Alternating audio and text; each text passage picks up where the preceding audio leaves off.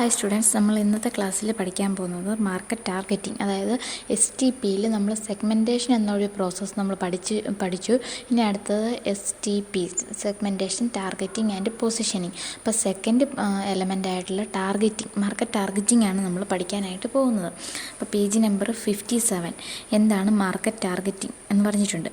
Market targeting is a broad term that is used to describe the process of identifying groups of consumers who are mostly likely to purchase a specific good or service. After the process of segmentation, a marketing firm has to formulate adequate strategies for targeting the particular segment. അപ്പോൾ targeting എന്ന് പറഞ്ഞിട്ടുണ്ടെങ്കിൽ ഇത്രേ ഉള്ളൂ. നമ്മുടെ സെഗ്മെൻറ്റ്സിൽ നമ്മൾ segment ചെയ്തതിന് ശേഷം അതിനുള്ളിൽ നമ്മുടെ ഒരു പർട്ടിക്കുലർ പ്രോഡക്റ്റ് അല്ലെങ്കിൽ സർവീസ് പർച്ചേസ് ചെയ്യാനായിട്ടുള്ള കൺസ്യൂമേഴ്സിനെ നമ്മൾ ഐഡൻറ്റിഫൈ ചെയ്യുന്നതിനാണ്, അല്ലെങ്കിൽ അവരെ നമ്മൾ ടാർഗറ്റ് ചെയ്യുന്നതിനാണ് മാർക്കറ്റ് ടാർഗറ്റിംഗ് എന്ന് പറയുന്നത്. ഇനി ഇവിടെ നമുക്ക് അതിൻ്റെ ഒരു ഡെഫിനിഷൻ പോലെ പറഞ്ഞിട്ടുണ്ട്. Market targeting is defined as the process of evaluating each market segments attractiveness and selecting one or more segments to enter. അപ്പോൾ ഇവിടെ വന്നേക്കുന്നതൊന്ന് അണ്ടർലൈൻ ചെയ്തിട്ടുണ്ട്. മാർക്കറ്റ് ടാർഗറ്റിംഗ് എന്ന് പറഞ്ഞാൽ നമ്മൾ ഓൾറെഡി സെഗ്മെൻറ്റ് ചെയ്ത് വെച്ചേക്കുന്ന സെഗ്മെൻറ്റ്സിൽ നിന്നും ഏറ്റവും ഫീസിബിൾ ആയിട്ടുള്ള സെഗ്മെൻറ്റ്സ് തിരഞ്ഞെടുക്കുകയും അതിൽ തന്നെ ഏറ്റവും അപ്രോപ്രിയേറ്റ് ആയിട്ടുള്ള കസ്റ്റമേഴ്സ്, ആ സെഗ്മെൻറ്റ്സിനുള്ള കസ്റ്റമേഴ്സിനെ നമ്മൾ ചൂസ് ചെയ്യുന്നതിനെയാണ്, ഇവാലുവേറ്റ് ചെയ്ത് ചൂസ് ചെയ്യുന്നതിനാണ് മാർക്കറ്റ് ടാർഗറ്റിംഗ് എന്ന് പറയുന്നത്. With the help of market targeting, a firm identifies specific market segments that are highly likely to become loyal customers. അപ്പോൾ ഈ മാർക്കറ്റ് ടാർഗറ്റിംഗ് വഴിയാണ് നമ്മൾ ഒരുപാട് സെഗ്മെൻറ്റ്സ് തിരിച്ചു വെച്ചിട്ടുണ്ടായിരിക്കും. ഈ സെഗ്മെൻറ്റ്സിൽ നിന്നും നമ്മളുടെ പ്രോഡക്റ്റിന് ലോയലായിട്ടുള്ള കൺസ്യൂമേഴ്സിനെ കിട്ടാൻ ചാൻസ് ഉള്ളത്, അങ്ങനെയുള്ളവരെയാണ് മാർക്കറ്റ് ടാർഗറ്റിംഗ് വഴി തിരഞ്ഞെടുക്കുന്നത്. ഇനി ടാർഗറ്റ് മാർക്കറ്റിംഗ് ഉണ്ട്, അതിൻ്റെ ഒപ്പം തന്നെ മാർക്കറ്റ് ടാർഗറ്റിംഗ് ഉണ്ട്. ഇത് മൂന്നും തമ്മിൽ എന്താണ് ഡിഫറൻസ് എന്ന് നോക്കാം. ടാർഗറ്റ് മാർക്കറ്റ് എന്ന് പറഞ്ഞിട്ടുണ്ടെങ്കിൽ target market refers to the specific market focused by a firm to carry out its marketing activities. It is a set of buyers sharing common needs or characteristics that a firm decide to serve. അപ്പോൾ target market എന്ന് പറഞ്ഞിട്ടുണ്ടെങ്കിൽ ഒരൊറ്റ സെഗ്മെൻറ്റിനെയാണ്, ഒരു specific മാർക്കറ്റിനെയാണ് target market എന്ന് പറയുന്നത്. ആ മാർക്കറ്റിലോട്ട് നമ്മുടെ പ്രോഡക്റ്റിന് നമ്മൾ കൺസ്യൂമേഴ്സിൻ്റെ നീഡ്സ് ആൻഡ് വാണ്ട്സിന്, ആ മാർക്കറ്റിലുള്ള കസ്റ്റമേഴ്സിൻ്റെ നീഡ്സ് ആൻഡ് വാണ്ട്സിനനുസരിച്ച് ആ ഒരു പർട്ടിക്കുലർ മാർക്കറ്റിലോട്ട് പ്രോഡക്റ്റ് ഇറക്കുന്നതിനെ ടാർഗറ്റ് മാർക്കറ്റ് എന്ന് പറയുന്നു. ടാർഗറ്റ് മാർക്കറ്റിംഗ് എന്ന് പറഞ്ഞിട്ടുണ്ടെങ്കിൽ the overall marketing efforts taken by a company to meet the requirement of the target market. അതായത് ഈ ടാർഗറ്റ് മാർക്കറ്റിനുള്ളിൽ കസ്റ്റമേഴ്സിന് പ്രോഡക്റ്റ് എത്തിക്കാൻ ആവശ്യമായിട്ടുള്ള എല്ലാ എഫേർട്സിനെയും ഒരുമിച്ച് ചേർത്ത് ടാർഗറ്റ് മാർക്കറ്റിംഗ് എന്ന് പറയുന്നു. Then market targeting on the other hand is a process whereby one or more of the market segments previously identified are evaluated and selected. അപ്പോൾ മാർക്കറ്റ് ടാർഗറ്റിംഗ് എന്ന് പറഞ്ഞാൽ ഇത് രണ്ടിൽ നിന്നും ഡിഫറെൻ്റ് ആയിട്ട് നമ്മൾ സെലക്ട് ചെയ്ത് വെച്ചേക്കുന്ന സെഗ്മെൻറ്റ്സിൽ നിന്ന് ഏറ്റവും അപ്രോപ്രിയേറ്റ് ആയിട്ടുള്ളതിനെ ഇവാലുവേറ്റ് ചെയ്ത് ചൂസ് ചെയ്യുന്നതിനെ മാർക്കറ്റ് ടാർഗറ്റിംഗ് എന്ന് പറയുന്നു. മൂന്നും തമ്മിൽ ഡിഫറൻസ് ഉണ്ട്. ടാർഗറ്റ് മാർക്കറ്റ് എന്ന് പറഞ്ഞിട്ടുണ്ടെങ്കിൽ നമ്മുടെ പ്രോഡക്റ്റിന് ആവശ്യമുള്ള കസ്റ്റമേഴ്സിനെ നമ്മൾ തിരഞ്ഞെടുത്ത് ആ ഒരു പർട്ടിക്കുലർ മാർക്കറ്റിലേക്ക് നമ്മൾ പ്രോഡക്റ്റ് ഇറക്കുന്നതിന് ടാർഗറ്റ് മാർക്കറ്റ് എന്ന് പറയുന്നു. ടാർഗറ്റ് മാർക്കറ്റിംഗ് എന്ന് പറഞ്ഞിട്ടുണ്ടെങ്കിൽ ഈ ടാർഗറ്റ് മാർക്കറ്റിലോട്ട് പ്രോഡക്റ്റ് എത്തിക്കാൻ ആവശ്യമുള്ള എല്ലാ ആക്ടിവിറ്റീസിനെയും ചേർത്ത് ടാർഗറ്റ് മാർക്കറ്റിംഗ് എന്ന് പറയുന്നു. ദെൻ മാർക്കറ്റ് ടാർഗറ്റിംഗ് എന്ന് പറഞ്ഞിട്ടുണ്ടെങ്കിൽ ഇവിടെ പറഞ്ഞിരിക്കുന്ന ഇത്രേ ഉള്ളൂ. നമ്മൾ സെഗ്മെൻറ്റ് വൈസ് തിരിച്ചു വെച്ചേക്കുന്ന ഓരോ സെഗ്മെൻറ്റ്സിനെയും ഇവാലുവേറ്റ് ചെയ്തതിന് ശേഷം ഏറ്റവും ഫീസിബിളായിട്ട് പ്രോഡക്റ്റ് ഇറക്കാൻ പറ്റുന്ന ഏത് സെഗ്മെൻറ്റാണോ ആ സെഗ്മെൻറ്റിനെ ചൂസ് ചെയ്യുന്നതിനെ മാർക്കറ്റ് ടാർഗറ്റിംഗ് എന്ന് പറയുന്നു. അപ്പോൾ STPയിൽ നമുക്ക് പഠിക്കാനുള്ളത് മാർക്കറ്റ് ടാർഗറ്റിംഗ് ആണ്. ഇനി അടുത്തത് എന്താണ് ഇങ്ങനെ മാർക്കറ്റ് ടാർഗറ്റിങ്ങിൻ്റെ ബെനിഫിറ്റ്. നമ്മളിങ്ങനെ ഇവാലുവേറ്റ് ചെയ്ത് ഒരു ബെസ്റ്റ് മാർക്കറ്റ് ടാർഗറ്റ് ചെയ്യുന്നതിൻ്റെ ബെനിഫിറ്റ് എന്തൊക്കെയാണെന്ന് നോക്കിക്കേ. Market targeting helps a firm to conduct a detailed analysis of the different segments identified and selected the best market segment. ആദ്യത്തെ ബെനിഫിറ്റ് പറഞ്ഞേക്കുന്നത് തന്നെ ഇതാണ്. ഒന്നിലധികം സെഗ്മെൻറ്റ്സിനെ നമ്മൾ സെഗ്മെൻറ്റ് വൈസ് ക്ലാസിഫൈ ചെയ്ത് വെച്ചിട്ടുണ്ടായിരിക്കും. ഈ സെഗ്മെൻറ്റ്സിൽ നിന്നും ഏറ്റവും ബെസ്റ്റ് മാർക്കറ്റ് സെഗ്മെൻറ്റ് ഏതാണെന്ന് സെലക്ട് ചെയ്യാനായിട്ട് നമുക്ക് മാർക്കറ്റ് ടാർഗറ്റ് ഹെൽപ്പ് ചെയ്യുന്നു. Then second one, it enables a firm to make a comparative study of different market segments on the risk return basis. അതായത് കോസ്റ്റ് ബെനിഫിറ്റ് ബേസിസിൽ നമുക്ക് അതായത് റിസ്ക് റിട്ടേൺ എന്നൊക്കെ പറഞ്ഞിട്ടുണ്ടെങ്കിൽ നമ്മൾ ക്യാരി ചെയ്യുന്ന റിസ്കിനനുസരിച്ചുള്ള റിട്ടേൺ നമുക്ക് കിട്ടുന്നുണ്ടോ എന്ന ബേസിസിൽ നമുക്ക് ഈ ക്ലാസിഫൈ ചെയ്ത് വെച്ചേക്കുന്ന എല്ലാ സെഗ്മെൻറ്റ്സിനെയും നമുക്ക് സ്റ്റഡി നടത്താനായിട്ട്, ഒരു കമ്പാരിറ്റീവ് സ്റ്റഡി നടത്താനായിട്ട് ഹെൽപ്പ് ചെയ്യുന്നു.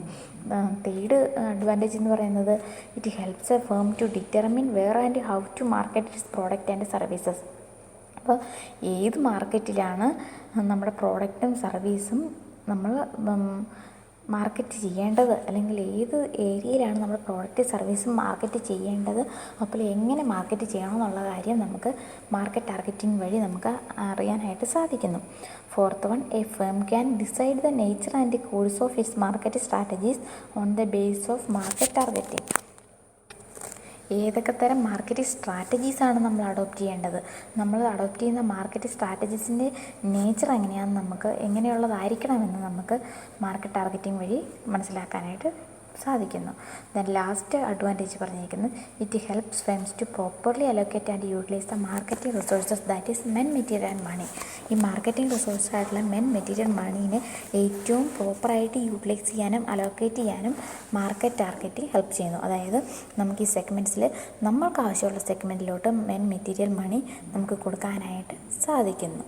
ഇത്രയും കാര്യങ്ങളാണ് ഇതിൻ്റെ ബെനിഫിറ്റായിട്ട് പറഞ്ഞിരിക്കുന്നത്. അടുത്തത് ഇമ്പോർട്ടൻ്റ് ആയിട്ടുള്ളത് ഇതിൻ്റെ പ്രോസസ്സ്, അതായത് നമ്മൾ സെഗ്മെൻറ്റേഷൻ്റെ പ്രോസസ്സ് പഠിച്ചു. നെക്സ്റ്റ് മാർക്കറ്റ് ടാർഗറ്റിങ്ങിൻ്റെ പ്രോസസ്സാണ്. ഈ പ്രോസസ്സൊക്കെ പഠിക്കുന്നത് ഇമ്പോർട്ടൻ്റ് ആയിട്ടുള്ളതാണ്. നിങ്ങളതിൻ്റെ സ്റ്റെപ്സ് കറക്റ്റായിട്ട് തന്നെ ഓർത്തിരുന്ന് പഠിച്ചോണം. അപ്പോൾ ഇവിടെ നെക്സ്റ്റ് രണ്ട് സ്റ്റെപ്പാണ് ടാർഗറ്റിംഗ് പ്രോസസ്സിൽ വരുന്നുള്ളൂ. Evaluation of the market segments and selection of the segment. അപ്പോൾ ഞാനിത് വായിച്ച് എക്സ്പ്ലെയിൻ ചെയ്യുന്നില്ല, ജസ്റ്റ് എന്താണെന്ന് മാത്രം പറയാം. നമ്മൾ ഇതുവരെ പഠിച്ചേക്കുന്നത് ആ ഒരു സെഗ്മെൻറ്റേഷനിൽ പഠിച്ചിരുന്ന ആ പ്രോസസ്സില്ലേ, ആ പ്രോസസ്സിൻ്റെ 2 സ്റ്റെപ്സിനകത്ത് വരുന്നുള്ളൂ. മാർക്കറ്റ് ടാർഗറ്റിങ്ങിൽ വരുന്ന സ്റ്റെപ്സ് എന്ന് പറയുന്നത് ഏറ്റവും ഫസ്റ്റ് മാർക്കറ്റ് സെഗ്മെൻറ്റ്സിനെ ഇവാലുവേറ്റ് ചെയ്യുക. നമുക്ക് മാർക്കറ്റ് പല ബേസിസ് ഏതൊക്കെയാണെന്ന് പറഞ്ഞു. ഡെമോഗ്രഫിക് ഉണ്ട്, സൈക്കോളജിക്കലുണ്ട്, അങ്ങനെയുള്ള കുറേ ബേസിസ് ഉണ്ട്.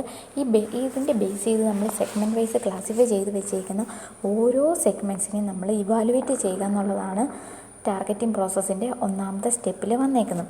അപ്പോൾ ഇത് അതിൻ്റെ റിസ്ക് എത്രത്തോളമാണ്, നമുക്ക് എത്രത്തോളം റിട്ടേൺ കിട്ടും, എത്രത്തോളം കോസ്റ്റ് ഉണ്ടാകും, അതിനുള്ള ബെനിഫിറ്റ് എന്താണ്, അതുപോലെ ഓരോ സെഗ്മെൻറ്റ് സൈസ് എത്രയാണ്, അതിൻ്റെ ഫിനാൻഷ്യലായിട്ടുള്ള പ്രോഫിറ്റബിലിറ്റി എത്രയാണ്, ഇങ്ങനെയുള്ള എല്ലാ കാര്യങ്ങളും, കോമ്പറ്റീറ്റേഴ്സ് ആരൊക്കെയാണ് ഓരോ സെഗ്മെൻറ്റിലുള്ളത്, ഇങ്ങനെ എല്ലാ കാര്യങ്ങളും ഏറ്റവും കാര്യങ്ങൾ വെച്ച് ഓരോ സെഗ്മെൻറ്റ്സിനെ ഇവാലുവേറ്റ് ചെയ്യുക എന്നുള്ളതാണ് ടാർഗറ്റിംഗ് പ്രോസസ്സിൽ ഒന്നാമത്തെ സ്റ്റെപ്പായിട്ട് വന്നിരിക്കുന്നത്.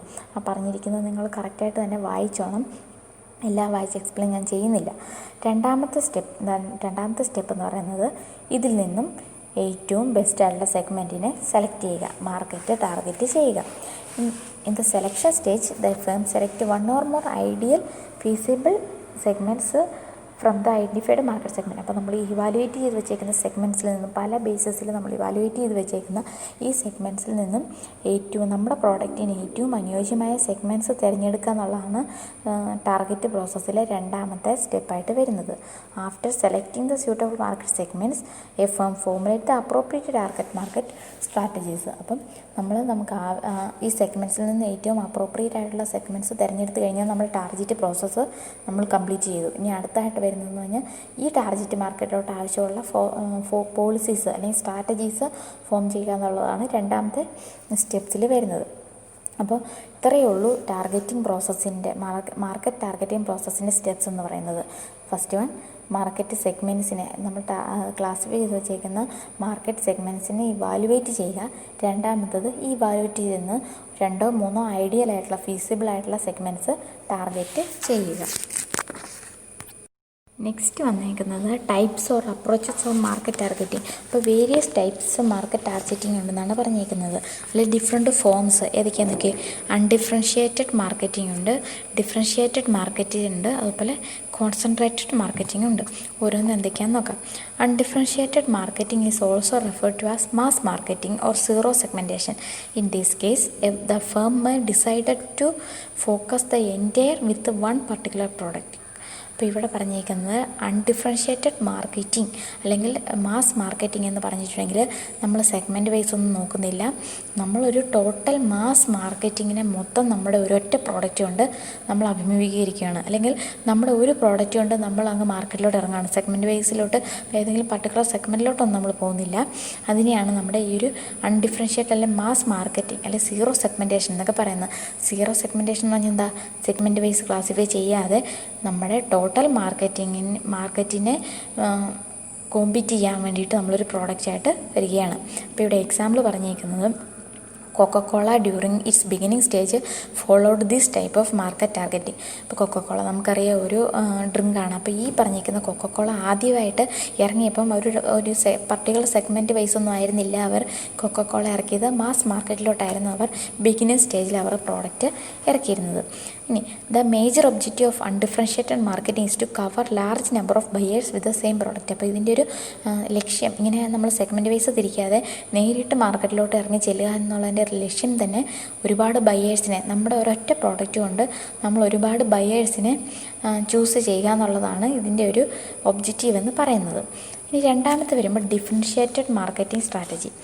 In this case a firm decided to target several segments and develop distinct product service with a separate marketing strategies for the different segments. ഇവിടെ പറഞ്ഞേക്കുന്നത് ഈ ഒരു ഡിഫറൻഷ്യേറ്റഡ് മാർക്കറ്റിംഗ് എന്ന് പറഞ്ഞാൽ ശരിക്കും ഒരു സെഗ്മെൻറ്റേഷൻ വരുവാണ്. ഇവിടെ നമ്മുടെ ടോട്ടൽ മാർക്കറ്റിങ്ങിനെ പല സെഗ്മെൻറ്റായിട്ട് തിരിച്ചിട്ടും ഓരോ സെഗ്മെൻറ്റിനും ഓരോ ടൈപ്പ് പ്രോഡക്റ്റിന് ഇറക്കുകയാണ്. അപ്പോൾ നമ്മുടെ ഇവിടെ ഒരു എക്സാമ്പിൾ ഇവിടെ പറഞ്ഞേക്കുന്ന എയർലൈൻസിൻ്റെ കാര്യമാണ് പറഞ്ഞേക്കുന്നത്. ടോട്ടൽ കസ്റ്റമേഴ്സിന് വേണ്ടിയിട്ട് അവർ ബിസിനസ് ക്ലാസ്, എക്കണോമിക് ക്ലാസ് അങ്ങനെ പല സെഗ്മെൻറ്റ് വൈസ് തിരിച്ച് അവർ പ്രോഡക്റ്റ് ഓഫർ ചെയ്യുകയാണ്. അതുപോലെ കഴിഞ്ഞ ദിവസം ഞാൻ ഒരു എക്സാമ്പിൾ പറഞ്ഞിരുന്നു ഹോർലിക്സിൻ്റെ കാര്യം. അത് പല സെഗ്മെൻറ്റായിട്ട് തിരിച്ചേക്കാണ്. ഏജ് വൈസ് ആയിട്ട് പല സെഗ്മെൻറ്റായിട്ട് തിരിച്ചേക്കാണ്. ജൂനിയർ ഹോർലിക്സ് ഉണ്ട്, വുമൺ ഹോർലിക്സ് ഉണ്ട്, അതുപോലെ ഹോർലിക്സിൻ്റെ തന്നെ പല കാറ്റഗറീസ് ഉണ്ട്. ഇങ്ങനെ പല സെഗ്മെൻറ്റായിട്ട് തിരിച്ചിട്ട് ഓരോ സെഗ്മെൻറ്റിലോട്ടും ഡിഫറൻഷ്യേറ്റഡ് ആയിട്ടുള്ള പ്രോഡക്റ്റ് ഇറക്കുന്നതിനെയാണ് ഡിഫറൻഷ്യേറ്റഡ് മാർക്കറ്റ് സ്ട്രാറ്റജി എന്ന് പറയുന്നത്. അങ്ങനെ വരുമ്പോൾ ഓരോ സെഗ്മെൻറ്റിനും ഡിഫറെൻറ്റ് മാർക്കറ്റ് മിക്സും ആയിരിക്കും, ഫോളോ ചെയ്യുന്ന സ്ട്രാറ്റജീസും വ്യത്യസ്തമായിരിക്കും. ഇനി അടുത്ത third one concentrated marketing.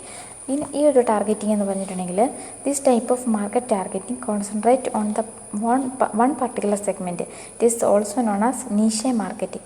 നീഷെ marketing എന്ന് പറഞ്ഞിട്ടുണ്ടെങ്കിൽ നമ്മുടെ പ്രോഡക്റ്റുമായിട്ട് ഒന്നിലധികം സെഗ്മെൻറ്റ് ഉണ്ടെങ്കിൽ പോലും അതിലൊരു സെഗ്മെൻറ്റിനെ മാത്രം നമ്മൾ അഭിമുഖീകരിക്കുന്നത് അല്ലെങ്കിൽ നമ്മുടെ പ്രോഡക്റ്റുമായിട്ട് ഒരു സെഗ്മെൻറ്റിലോട്ട് ഇറങ്ങി ചെല്ലുന്നതിനെയാണ് കോൺസെൻട്രേറ്റഡ് മാർക്കറ്റിംഗ് എന്ന് പറയുന്നത്.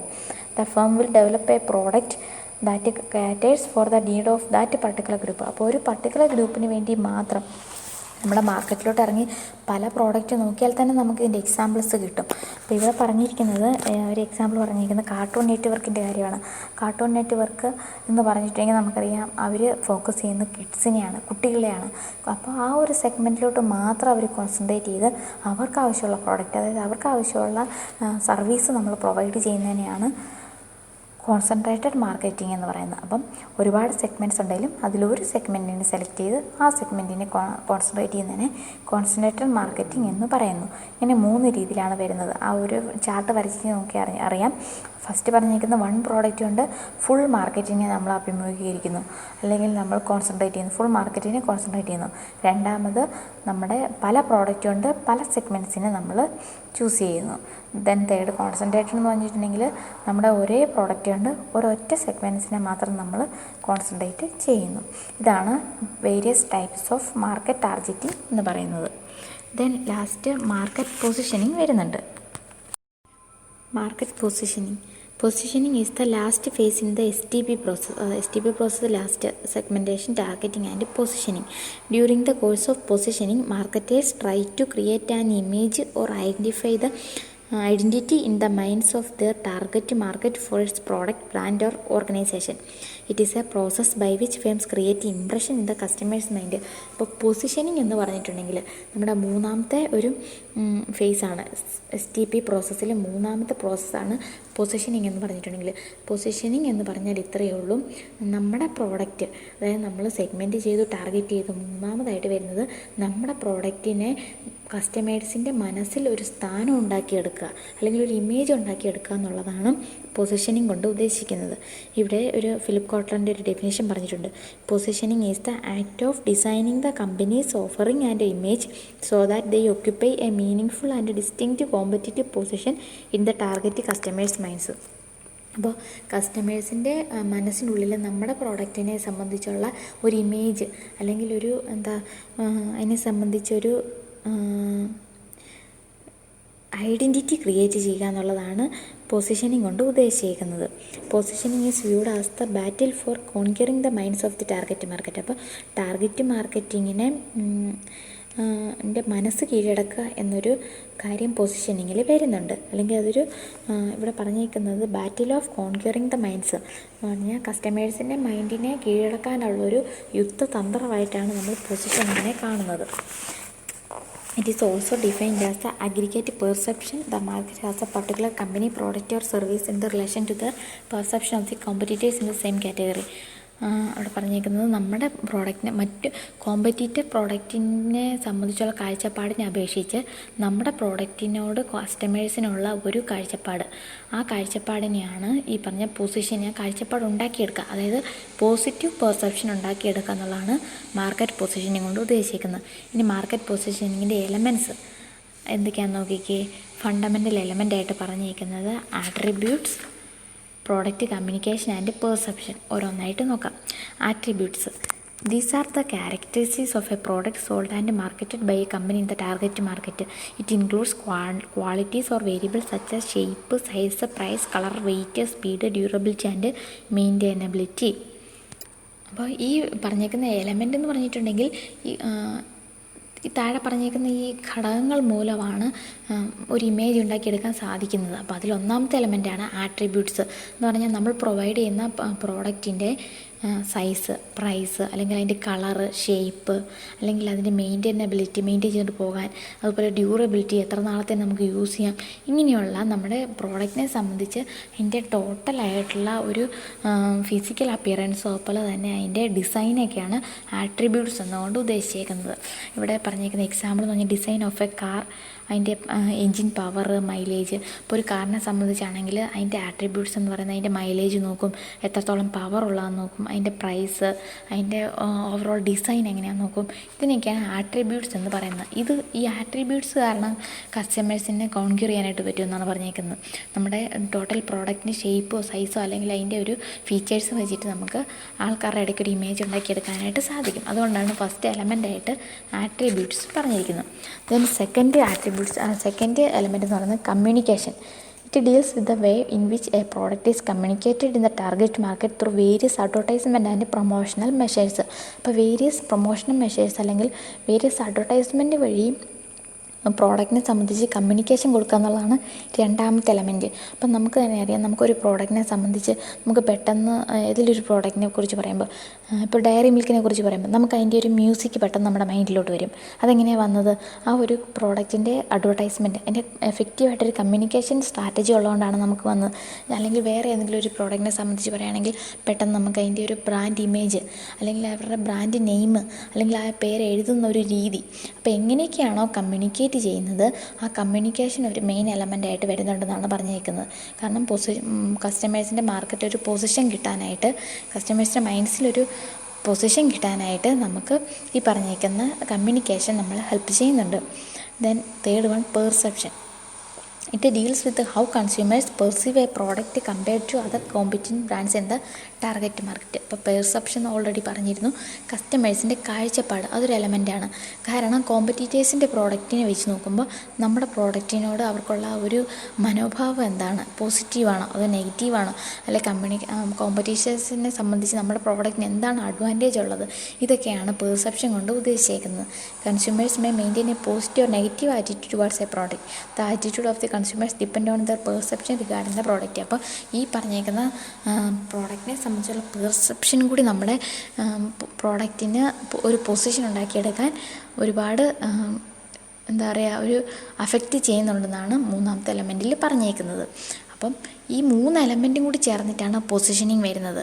അതായത് അതിൻ്റെ ആട്രിബ്യൂട്ട്സ് വരും, അതിനെ നമ്മൾ പ്രോപ്പറായിട്ട് കമ്മ്യൂണിക്കേറ്റ് ചെയ്തിട്ടുണ്ടോ എന്ന് വരും, അതിൻ്റെ ഒപ്പം തന്നെ കോമ്പറ്റീറ്റേഴ്സിൻ്റെ പ്രോഡക്റ്റിനെ വെച്ച് നമ്മുടെ പ്രോഡക്റ്റിന് എന്തൊക്കെയാണ് പോസിറ്റീവ് അഡ്വാൻറ്റേജ് ഉള്ളതെന്ന് വരും. ഈ 3 കൂടി ഒരു കോമ്പിനേഷൻ്റെയാണ് പൊസിഷനിങ് എന്ന് പറയുന്നത്. It is about a product's attributes, how it is communicated and the way in which these 2 elements are perceived by the consumers. അപ്പോൾ it is about a product's attributes, എങ്ങനെ അത് ആട്രിബ്യൂട്ടബിൾ ആകുന്നു, ഹൗ ഇറ്റ് ഈസ് കമ്മ്യൂണിക്കേറ്റഡ്, അതെങ്ങനെ communicate ചെയ്യുന്നു, and these 2 elements are perceived by the consumers. How these 2 elements are perceived by the consumers, എങ്ങനെയാണ് ഈ 2 എലമെൻസിനെ customers അവരുടെ view പോയിന്റിൽ കാണുന്നത്. ഇത്തരം കാര്യങ്ങളാണ് പൊസിഷനിങ്ങിൽ വരുന്നത്. അപ്പോൾ ഈ 3 എലമെൻറ്റ്സ് ഉണ്ടെങ്കിൽ മാത്രമാണ് that leads to successful positioning. അപ്പോൾ ഈ 3 എലമെൻസിൻ്റെ എഫക്റ്റീവ് കോമ്പിനേഷനാണ് നമ്മുടെ പൊസിഷനിങ്ങിലോട്ട് ലീഡ് ചെയ്യുന്ന ഒരു സക്സസ്ഫുൾ പൊസിഷനിലോട്ട് ലീഡ് ചെയ്യുന്നത്. അപ്പം നെക്സ്റ്റ് പറഞ്ഞിരിക്കുന്നത് market positioning strategies. Market positioning strategies help a firm to create the desired image for the product in the minds of the targeted consumers. അപ്പോൾ ഈ സ്ട്രാറ്റജീസ്, മാർക്കറ്റ് പൊസിഷൻ സ്ട്രാറ്റജീസ് വെച്ച് മാത്രമാണ് നമുക്ക് കസ്റ്റമേഴ്സിൻ്റെ മനസ്സിലോട്ട് നമ്മുടെ പ്രോഡക്റ്റിനെ സംബന്ധിച്ചൊരു ഡീപ്പ് പൊസിഷൻ ഉണ്ടാക്കിയെടുക്കാനായിട്ട് സാധിക്കത്തുള്ളൂ. അപ്പോൾ എന്തൊക്കെയാണ് മാർക്കറ്റിംഗ് പൊസിഷൻ സ്ട്രാറ്റജീസ് എന്ന് നമുക്ക് നോക്കാം. 7 പൊസിഷൻ സ്ട്രാറ്റജീസാണ് പറഞ്ഞിരിക്കുന്നത്. Positioning by product attributes and benefit, നമ്മൾ ഓൾറെഡി പറഞ്ഞു തന്ന ഫസ്റ്റ് എലമെൻ്റായ ആട്രിബ്യൂട്ട്സ്. ആ ആട്രിബ്യൂട്ട്സിനെ സംബന്ധിച്ചുള്ള strategies. It is relating to a product with a product features. Sometimes a product can be positioned in terms of 2 or more attributes simultaneously. അപ്പോൾ first strategy എന്ന് പറയുന്നത് നമ്മുടെ പ്രോഡക്റ്റിനെ കൂടുതൽ അട്രാക്റ്റീവ് ആക്കുക, കൂടുതൽ ആൾക്കാർക്ക് കൂടുതൽ ഫീച്ചേഴ്സ് ഉള്ളതാക്കുക. അതാണ് ഒന്നാമത്തെ ഒരു സ്ട്രാറ്റജി എന്ന് പറയുന്നത്. It is a common approach in positioning a product on the base of specific characteristics or benefit offered. For example, Colgate offers the benefit of preventing cavity and fresh breath. അപ്പോൾ എന്തെങ്കിലും ഒരു features വെച്ചിട്ട് ആ ഒരു strategy വെച്ചിട്ട് നമ്മുടെ പ്രോഡക്റ്റിനെ position ചെയ്യുക. എന്തെങ്കിലും ഒരു പർട്ടിക്കുലർ ഫീച്ചർ വെച്ചായിരിക്കും, ഇല്ലാന്നുണ്ടെങ്കിൽ ഏതെങ്കിലും ഒരു അഡ്വാൻറ്റേജ് വെച്ചിട്ടായിരിക്കും, ഒരു ക്യാരക്ടറിസ്റ്റിക്സ് വെച്ചായിരിക്കും. അപ്പോൾ മാർക്കറ്റിലുള്ള ഏതെങ്കിലും പ്രോഡക്റ്റ് ആർക്കുമ്പോൾ അറിയാം, നമ്മുടെ കോൾഗേറ്റിനെ സംബന്ധിച്ചാണ് പറഞ്ഞത്, കോൾഗേറ്റ് എപ്പോഴും ഓഫർ ചെയ്യുന്നതാണ് ക്യാവിറ്റി, 0 ക്യാവിറ്റി എന്നുള്ളത്, ക്യാവിറ്റി പ്രൊട്ടക്ഷൻ തരുന്നു എന്നുള്ളത്.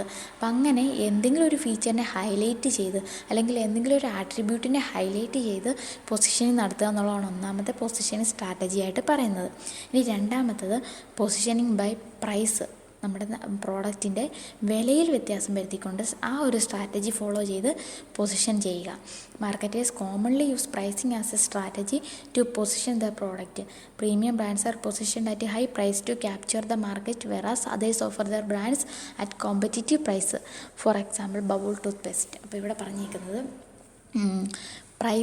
പ്രൈസിൽ എന്തെങ്കിലും ചേഞ്ച് വരുത്തിക്കൊണ്ട് ആൾക്കാരുടെ ഇടയ്ക്കൊരു പൊസിഷൻ, അല്ലെങ്കിൽ നമ്മുടെ പ്രോഡക്റ്റിന് ഒരു പൊസിഷൻ ഉണ്ടാക്കിയെടുക്കുക. അപ്പോൾ ഇവിടെ ബബൂൾ ടൂത്ത് പേസ്റ്റിൻ്റെ ഒരു എക്സാമ്പിൾ പറഞ്ഞിരിക്കുന്നത്, അതായത് നമ്മുടെ ഒരു ബ്രാൻഡ് ടൂത്ത് പേസ്റ്റിൽ ബ്രാൻഡഡ് ടൂത്ത് പേസ്റ്റ് ഏതാണെന്ന് വെച്ചാൽ, അല്ലെങ്കിൽ ഫേമസ് ടൂത്ത് പേസ്റ്റ് ഏതാണെന്ന് വെച്ചിട്ടുണ്ടെങ്കിൽ പെട്ടെന്ന് കോൾഗേറ്റ് അല്ലെങ്കിൽ ക്ലോസപ്പ് എന്ന് പറയുള്ളൂ. അപ്പോൾ ഇവരുടെ ഇടയ്ക്ക് കോമ്പറ്റീറ്റീവ് അഡ്വാൻറ്റേജ് നേടാനായിട്ട് നമ്മുടെ ബബൂൾ ടൂത്ത് പേസ്റ്റ് അവരുടെ ഒരു സ്ട്രാറ്റജി എന്ന് പറയുന്നത് കമ്പാരിറ്റീവ്ലി ലോ പ്രൈസ് ആയിരിക്കും അവരുടേത്. ഈ കോൾഗേറ്റും ക്ലോസപ്പും വെച്ച് നോക്കുമ്പോൾ ഈ ബബൂൾ ടൂത്ത് പേസ്റ്റിൻ്റെ പ്രൈസ് എന്ന് പറയുന്നത് വെരി ലോ ആയിരിക്കും. അങ്ങനെ പ്രൈസിൽ എന്തെങ്കിലും ഒരു ചേഞ്ച് വരുത്തിക്കൊണ്ട് ഈ കോമ്പറ്റീറ്റീവ് മാർക്കറ്റിൽ പിടിച്ചു നിൽക്കുകയും അതുവഴി കസ്റ്റമേഴ്സിനെ അട്രാക്റ്റ് ചെയ്യുകയും ചെയ്യുന്ന സ്ട്രാറ്റജിയാണ് പൊസിഷനിങ് ബൈ പ്രൈസ് എന്ന് പറയുന്നത്. Then positioning by use or application. Another important position strategy followed by companies is relating to their product with a specific use of or application. For example, Surf Excel is positioned as stain remover. അപ്പോൾ ഇവിടെ പറഞ്ഞിരിക്കുന്നത് ഇതിന് ഒരു application, അല്ലെങ്കിൽ എന്തെങ്കിലും ഒരു ഇതിങ്ങനെ apply ചെയ്യാം എന്നൊരു സ്ട്രാറ്റജി, ഇതിനൊക്കെ വേണ്ടിയിട്ട് യൂസ് ചെയ്യാം. ഇപ്പം നമുക്ക് ഡെറ്റോളിൻ്റെ കാര്യം പറയുകയാണെങ്കിൽ, ഒരു എക്സാമ്പിൾ പറയുകയാണെങ്കിൽ, ഡെറ്റോളിനെ സംബന്ധിച്ച് അവർ എന്തൊക്കെ കാര്യങ്ങൾ അറിയുന്നത്, നമ്മൾ ഡ്രസ്സ് വാഷ് ചെയ്യാൻ യൂസ് ചെയ്യാം. അപ്പോൾ അല്ലെങ്കിൽ നമ്മൾ കുളിക്കുന്നതിനകത്ത് ഒരു 2 or 3 ഡ്രോപ്സ് യൂസ് ചെയ്യാം. അപ്പോൾ നമ്മൾ ക്ലീൻ ചെയ്യാൻ നേരത്ത് ഡെറ്റോള്, ഇങ്ങനെ ഇതിൻ്റെ ആപ്ലിക്കേഷൻ വെച്ചിട്ട് അവർ പൊസിഷൻ ചെയ്യുകയാണ്. ഇന്ന കാര്യങ്ങൾക്കൊക്കെ നമുക്ക് ഈ ഒരു പർട്ടിക്കുലർ പ്രോഡക്റ്റ് യൂസ് ചെയ്യാമെന്ന്. ഇങ്ങനെ ആപ്ലിക്കേഷൻ വഴി അല്ലെങ്കിൽ അതിൻ്റെ ഉപയോഗം എന്തൊക്കെയാണെന്ന് ഇപ്പോൾ ഹാർപ്പിക്കിൻ്റെ കാര്യം പറയുകയാണെങ്കിൽ ഹാർപ്പിക്ക് എപ്പോഴും നമ്മൾ അതിൻ്റെ ഒരു അഡ്വർടൈസ്മെൻറ്റ് കാണുന്നതാണ്. ടോയ്ലറ്റ് ക്ലീനിങ്ങിന് ഏറ്റവും ബെസ്റ്റ് ആയിട്ടുള്ളതാണ് ഹാർപ്പിക്ക് എന്നൊക്കെ പറഞ്ഞ് നമ്മൾ കാണുന്നത്. അങ്ങനെ ഒരു പർട്ടിക്കുലർ പ്രോഡക്റ്റിൻ്റെ യൂസ് അല്ലെങ്കിൽ അതിൻ്റെ ആപ്ലിക്കേഷനെ വെച്ചിട്ട് മാർക്കറ്റിങ്ങിനെ പൊസിഷൻ ചെയ്യുന്നതാണ് ഈ പൊസിഷനിങ് ബൈ യൂസ് അല്ലെങ്കിൽ ആപ്ലിക്കേഷൻ എന്ന് പറയുന്നത്. Then fourth one, positioning by product user. This strategy is based on certain products being suited for certain users. For example, insurance policy is specifically designed to senior citizens, kids, etc. അപ്പോൾ നാലാമത്തെ market strategy അല്ലെ positioning strategy എന്ന് പറയുന്നത് ഏതെങ്കിലും ഒരു particular യൂസറിനെ highlight ചെയ്തുകൊണ്ടായിരിക്കും. ഇതിപ്പോൾ ഇവിടെ example പറഞ്ഞത് ഇൻഷുറൻസ് പോളിസിയുടെ കാര്യം, സീനിയർ സിറ്റിസണിന് ഇത്രത്തോളം ഇൻട്രസ്റ്റ് ഉണ്ട്, അല്ലെങ്കിൽ ഇന്ന ഓഫറുകളുണ്ട് എന്നൊക്കെ പറഞ്ഞ് പ്രോഡക്റ്റ് യൂസറിനെ പൊസിഷൻ ചെയ്യുന്നതിനെയാണ്, അല്ലെങ്കിൽ ഏതെങ്കിലും ഒരു യൂസറിൻ്റെ പേരിൽ പൊസിഷൻ ചെയ്യുന്നതാണ് ആ സ്ട്രാറ്റജിയാണ് positioning by product user strategy എന്ന് പറയുന്നത്. Then fifth one, positioning by product class. When close substitutes exist, the firm may focus on the benefit each product class related to other product classes. For example, music CD companies compete with the cassette companies. In this case, the two products belong to different product classes but offer the same benefit. അപ്പോൾ അടുത്ത് പറഞ്ഞിരിക്കുന്നത് ഒരു പ്രോഡക്റ്റിനെ തന്നെ പല അതായത് ഉപയോഗം same ആയിരിക്കും. രണ്ട് പ്രോഡക്റ്റ് എടുക്കുകയാണെങ്കിൽ രണ്ടിൻ്റെയും പർപ്പസ് സെയിം ആയിരിക്കും, പക്ഷേ രണ്ടും രണ്ട് ക്ലാസ്സിലുള്ളതായിരിക്കും. ഇവിടെ എക്സാമ്പിൾ പറഞ്ഞിരിക്കുന്നത് CDയും കാസറ്റും. ഇപ്പോൾ കാസറ്റ് കിട്ടുന്നില്ല എങ്കിൽ പോലും രണ്ടിൻ്റെയും എന്ന് പറഞ്ഞിട്ടുണ്ടെങ്കിൽ രണ്ട് റെക്കോർഡിങ്ങിന് വേണ്ടിയിട്ട് ഉപയോഗിക്കുന്നതാണ്. പക്ഷേ കോമ്പാക്റ്റ് ഡിസ്കാണ് ഒരെണ്ണം പറഞ്ഞിട്ടുണ്ടെങ്കിൽ കാസറ്റായിട്ട് വരുന്നു. അപ്പം ഈ ഒരു സ്ട്രാറ്റജി എന്ന് പറഞ്ഞിട്ടുണ്ടെങ്കിൽ സെയിം ഓഫർ തന്നെയായിരിക്കും കൊടുക്കുന്നത്, അതായത് സെയിം ഉപയോഗം തന്നെയായിരിക്കും വരുന്നത്, പക്ഷേ രണ്ട് ഡിഫറെൻറ്റ് ക്ലാസ്സസിലായിരിക്കും ഓഫർ ചെയ്യുന്നത്. ഇങ്ങനെയുള്ളതിനെയാണ് പൊസിഷനിങ് ബൈ പ്രോഡക്റ്റ് ക്ലാസ് എന്ന് പറയുന്നത്. Then six one, positioning by competitor. Certain firms compare their brands with the competitors' brands as a means of gaining the desired position for their brands in the minds of the consumers. Most of them is fast moving. Okay. അടുത്തൊരു position strategy എന്ന് പറയുന്നത് ഓപ്പണായിട്ട് തന്നെ കോമ്പറ്റീറ്റേഴ്സിനെ defend ചെയ്ത് പറയുകയാണ്. ഇന്ന ബ്രാൻഡിനെ അപേക്ഷിച്ച് ഞങ്ങളുടെ ബ്രാൻഡിന് ഇത്ര ഫീച്ചേഴ്സ് ഉണ്ട്, അല്ലെങ്കിൽ ഇന്ന ബ്രാൻഡിനെ വെച്ച് നോക്കുമ്പോൾ ഞങ്ങളുടെ ബ്രാൻഡിൻ്റെ പ്രൈസ് കുറവാണ്. അങ്ങനെ മറ്റ് ബ്രാൻഡിനെ അപേക്ഷിച്ച് അല്ലെ മറ്റ് ബ്രാൻഡിനെ കമ്പയർ ചെയ്ത് ഒരു പൊസിഷൻ ഉണ്ടാക്കിയെടുക്കുക എന്നുള്ള സ്ട്രാറ്റജിയാണ് ഈ പറഞ്ഞിരിക്കുന്ന പൊസിഷനിങ് ബൈ കോമ്പറ്റീറ്റർ എന്ന് പറയുന്നത്. അപ്പോൾ കൂടുതലായിട്ട് ഈ ഫാസ്റ്റ് മൂവിങ് കൺസ്യൂമർ ഗുഡ്സ് എന്ന് പറഞ്ഞാൽ കൺസ്യൂമേഴ്സ് കൂടുതലായിട്ട് യൂസ് ചെയ്യുന്ന ഗുഡ്സ്, സോപ്പ്, ചീപ്പ് അങ്ങനെയുള്ള കാര്യങ്ങൾ വരുമ്പോഴാണ് ഈ ഒരു പൊസിഷനിങ് സ്ട്രാറ്റജി വരുന്നത്. ആ ബ്രാൻഡിനെ അപേക്ഷിച്ച് ഞങ്ങൾക്ക് ഇത്ര ഗുണങ്ങളുണ്ടെന്ന് ഡയറക്റ്റായിട്ട് തന്നെ കോമ്പറ്റീറ്റേഴ്സിനെ ഡിഫെൻഡ് ചെയ്ത് പറയുകയാണ്. അങ്ങനെ വരുന്ന strategy positioning by competitor strategy എന്ന് പറയുന്നു. ദെൻ ലാസ്റ്റ് സ്ട്രാറ്റജിയാണ് positioning by cultural symbols. Some companies use cultural symbols to differentiate their brand. ഇത് എക്സ്ട്രീമാണെന്ന് പറഞ്ഞാൽ അത്ര ഒരുപാട് കണ്ടിട്ടില്ലാത്തൊരു സ്ട്രാറ്റജിയാണ് ഈ പറയുന്നത്. എന്തെങ്കിലും ഒരു കൾച്ചറൽ സിംബൽ വെച്ചിട്ട് ഇവിടെ എക്സാമ്പിൾ പറഞ്ഞിരിക്കുന്നത് Air India uses the image of the Maharaja Indian king so as to associate itself with Indian heritage. അപ്പോൾ ചില കൾച്ചറൽ സിമ്പിൾസ് ഇപ്പോൾ ഒരു എക്സാമ്പിൾ പറയുകയാണെങ്കിൽ നമ്മുടെ കേരള ടൂറിസത്തിൻ്റെ സിമ്പിൾ നമുക്കറിയാം, ഗോഡ്സ് ഓൺ കൺട്രി എന്ന് പറഞ്ഞിട്ട് നമ്മുടെ ഒരു സിമ്പിളുണ്ട്. ഇങ്ങനെ നമ്മുടെ ഇതിൽ കൾച്ചറൽ സിമ്പിൾ വെച്ചിട്ട് നമ്മുടെ പ്രോഡക്റ്റിനെ മാർക്കറ്റ് ചെയ്യുന്നതിനെയാണ് അങ്ങനെ ഒരു പൊസിഷൻ ഉണ്ടാക്കിയെടുക്കുന്ന സ്ട്രാറ്റജിയാണ് പൊസിഷനിങ് ബൈ കൾച്ചറൽ സിമ്പിൾ എന്ന് പറയുന്നത്. അപ്പോൾ ഇത്രയൊക്കെയാണ് പല രീതിയിൽ കസ്റ്റമേഴ്സിനെ അട്രാക്റ്റ് ചെയ്യാനുള്ള കുറേ സ്ട്രാറ്റജീസാണ് ഈ പറയുന്നത്. അല്ലെ കസ്റ്റമേഴ്സിനെ പൊസിഷൻ ചെയ്യാനുള്ള കുറച്ച് സ്ട്രാറ്റജീസ് ഒന്നെങ്കിൽ അതിൻ്റെ ആട്രിബ്യൂട്ട്സ് വഴിയായിരിക്കും, അല്ലെങ്കിൽ അതിൻ്റെ പ്രൈസ് വഴിയായിരിക്കും, അല്ലെങ്കിൽ അതിൻ്റെ ഉപയോഗം വഴിയായിരിക്കും, ഇല്ലാന്നുണ്ടെങ്കിൽ അതിൻ്റെ ഒരു പർട്ടിക്കുലർ യൂസറിനെ ഹൈലൈറ്റ് ചെയ്തുകൊണ്ടായിരിക്കും, അല്ലെങ്കിൽ ഒരു പ്രോഡക്റ്റ് ക്ലാസ് തെറ്റിച്ചുകൊണ്ടായിരിക്കും, അല്ലെങ്കിൽ കോമ്പറ്റീറ്റേഴ്സിനെ വെച്ച് കമ്പയർ ചെയ്തുകൊണ്ടായിരിക്കും, ഇല്ലാന്നുണ്ടെങ്കിൽ എന്തെങ്കിലും കൾച്ചറൽ സിമ്പിൾ യൂസ് ചെയ്തിട്ടായിരിക്കും. ഇങ്ങനെയൊക്കെ പല രീതിയിൽ പ്രോഡക്റ്റ് ആൾക്കാരുടെ ഇടയിൽ പൊസിഷൻ ചെയ്യുന്ന സ്ട്രാറ്റജീസാണ് ഈ പറഞ്ഞിരിക്കുന്നത്. അപ്പോൾ ഇത് നിങ്ങൾ കറക്റ്റായിട്ട് പഠിച്ചോണം. ഇതും കൂടി കഴിഞ്ഞ് നമ്മുടെ ഫസ്റ്റ് മൊഡ്യൂൾ ഇവിടെ നമ്മൾ അവസാനിപ്പിക്കുകയാണ്. അപ്പോൾ എന്തെങ്കിലും ഡൗട്ടോ അല്ലെങ്കിൽ ക്ലാരിഫിക്കേഷൻ ആവശ്യമുണ്ടെങ്കിൽ നിങ്ങൾ ചോദിക്കുക. അപ്പോൾ ഇത്രയും കാര്യങ്ങൾ ഞാൻ പഠിപ്പിച്ചേക്കുന്ന ഇത്രയും കാര്യങ്ങൾ ക്ലിയർ ആയിട്ട് പഠിച്ച് തന്നെ പോവുക. നമുക്ക് അടുത്ത ക്ലാസ്സിൽ നമുക്ക് നെക്സ്റ്റ് മൊഡ്യൂൾ സ്റ്റാർട്ട് ചെയ്യുന്നതായിരിക്കും.